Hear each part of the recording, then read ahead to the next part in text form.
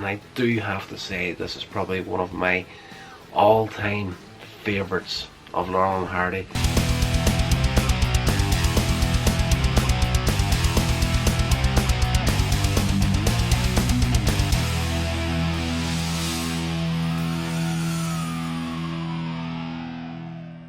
Laurel and Hardy, once again. This is Saps at Sea from 1940, and I do have to say, this is probably one of my all-time favourites of Laurel and Hardy.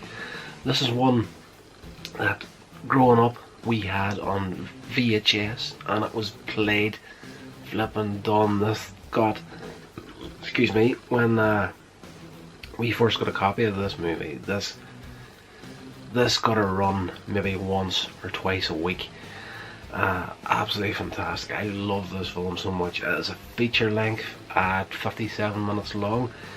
Stan and Ollie work in a factory that builds horns for cars, and of course the Model T Fords and whatnot. They just had, you know, the horns that was just like one of these squeeze horns, like beep beep beep, and there's so many different types of that. And in the opening of the film we see a guy getting dragged out of the factory and put into the back of an ambulance. He's gone crazy from constantly hearing horns all day long in this factory. So we get in there, we see Stan and Ollie working like the quality control section. So their job is to basically like squeeze horns all day long, and if there's something wrong with them they'll change them, change up the pitch, whatever it may be. So of course we're not long into the film where Oliver, of course, same as this guy at the start, goes absolutely mad, has a nervous breakdown, and goes into the violent rage at the very sound of a horn. It's almost like the Incredible Hulk, and the trigger to put Oliver over the edge is a horn. Simple enough. Just as soon as he hears a horn, goes completely buck daft. So he's sent home. The doctor tells him he's suffering from hornophobia, and he recommends a sea voyage and complete rest. And there's a brilliant sequence, and I do believe, just having seen the trailer for Stan and Ollie, it shows a part where they're on stage together. Oliver's on a bed and Stanley's trying to attend him and whatnot, and they, like, you know, there's a slapstick stage show in the trailer for Stan and Ollie. So if you've seen that, I believe, could be wrong, there's a few different films and whatnot where Stan and Ollie have done similar stuff, but it does to me seem that part has been taken directly out of a scene from Saps at Sea. And yes, there's a fantastic moment where while they're in their apartment, there's things that just in the apartment don't work right. You know, there's, you know, if you go to turn a tap on, the lights will go off, all this sort of crazy stuff. Oliver, he's ringing up and down to the reception of the building they live in, and he's complaining like, why has nothing been repaired in here, and you told us it was going to be fixed months ago. And the superintendent is just like, you know, fobbing him off and whatnot. So eventually Oliver decides to go down and confront him. He disappears off, and while he's away, Stan's music teacher turns up to give him a music lesson with the trumpet. So of course we cut to Oliver returning back to the apartment, and he's sporting a black eye. Of course he's gone down to confront the superintendent and gets a black eye for his troubles, and when he gets back all he can hear is a trumpet in his apartment. So he goes crazy, goes in, destroys the place basically, and throws the music teacher out. Yes, so the doctor of course has told him he needs to get complete rest, and he recommends a sea voyage, complete rest. Stan and Ollie go. They rent out a boat with the intention of staying at the dock, as Ollie is afraid of the sea. So that's okay. They get set up with the boat. They're at the docks, tied up. But there's an escaped convict that's got out, been chased by the police, and while they're sleeping at night, he jumps onto their ship, their little boat, unties it from the dock. They drift out to sea. So the next morning they wake up. Of course, there's no land to be seen anywhere, so there's a bit of panic sets in, and of course they meet the guy, the escaped convict, and forgive me, his name escapes me at the minute. Nick Granger, I want to say. It's been, at this point, it's been a couple of weeks since I've watched it, but if memory serves right, Nick Granger, and of course he calls his gun Nick Jr. And he's like, I'm hungry, go and fix me a meal.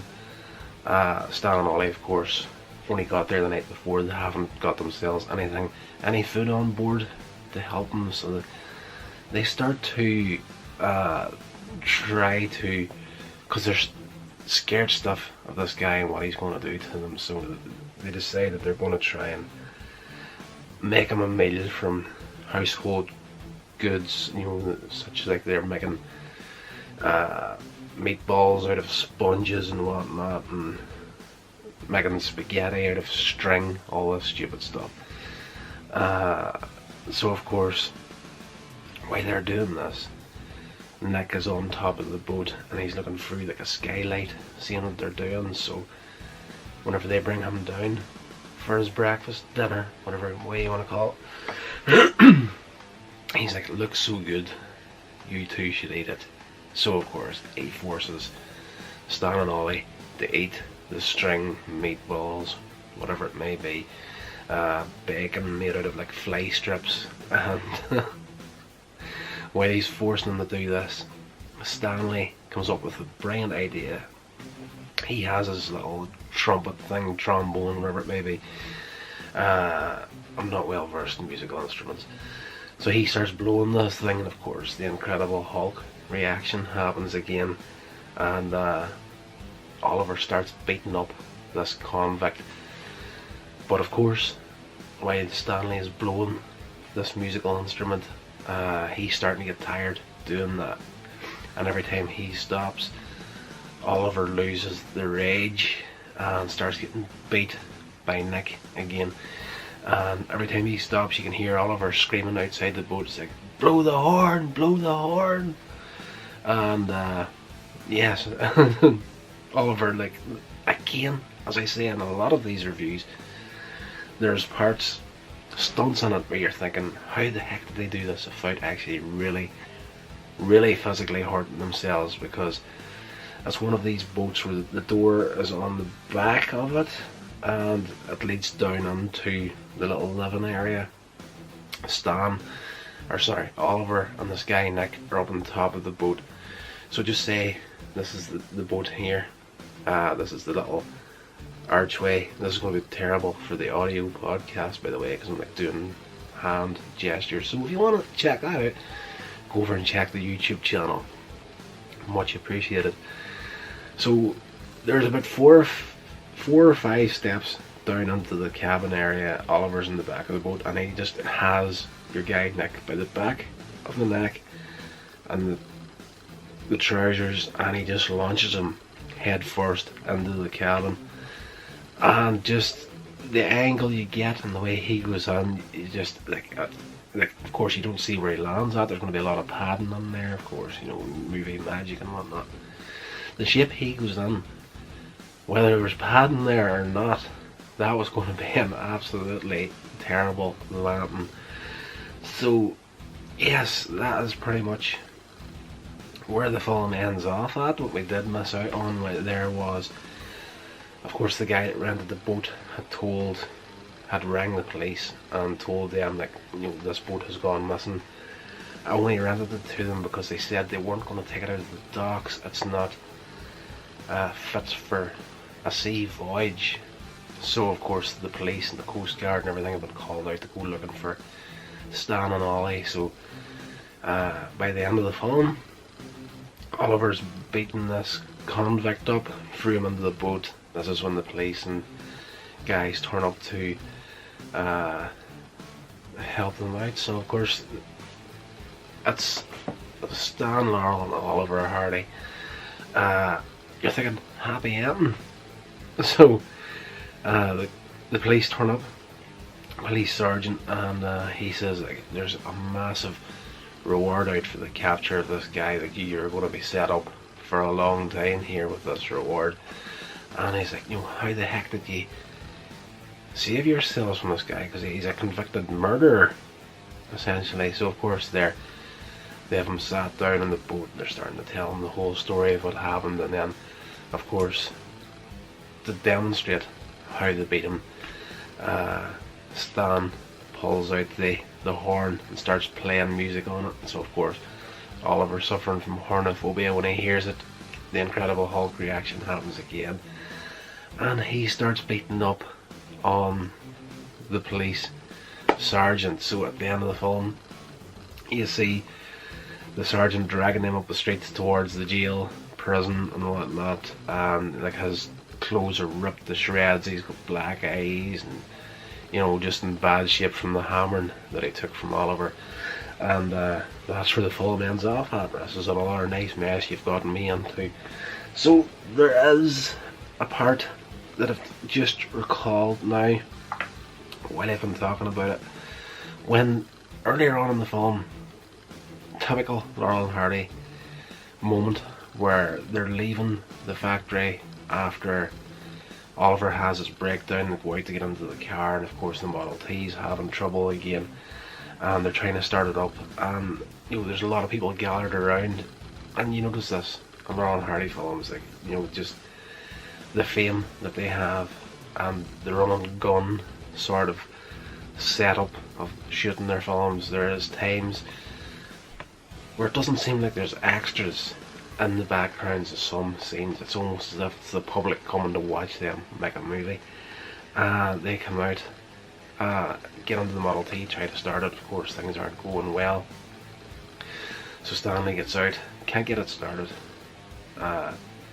gets out, opens up the bonnet, hits the engine with a hammer, it breaks out through the bottom of the car into the street. So he gets underneath the car, or pushes the car back, lifts the engine up, takes it, puts it into the back seat of the Model T Ford, gets back into the car, turns the key, and you see the engine sitting in the back seat of the car, start up, the fan blade starts spinning, and Stan says you better put the roof up, and Oliver brings out an umbrella and lifts that over his head, and they drive off with the engine in the backseat of the car. Just a typical Laurel and Hardy scenario, and the people around them in the streets are absolutely killing themselves laughing, and that is just a genuinely brilliant little film. Couldn't recommend it higher. So if you haven't seen Saps at Sea, this is definitely, has to be in my top 10 best Laurel and Hardy films.